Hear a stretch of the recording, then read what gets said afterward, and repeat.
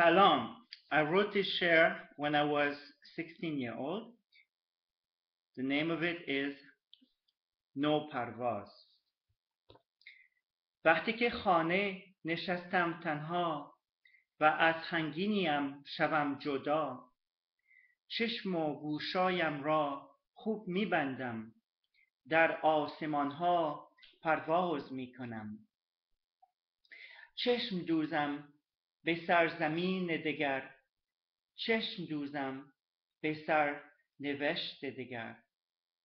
هر زمانی که من شوم تنها، از رنگین کمانم روم بالا.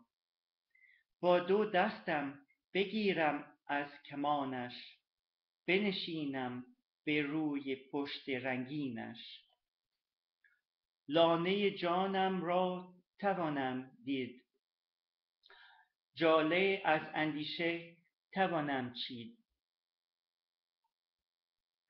بینم آن بند جفت نخاره‌ای ما، که از تن خواب آلودم بخواست به هوا.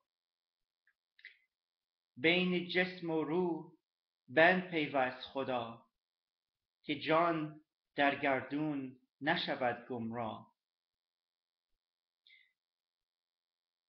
در آن گردون پر نور و حلوان، قطره رنگی هستم زیر کمان. هر زمانی که من شوم تنها، چشم دوزم به گلستان دنیا.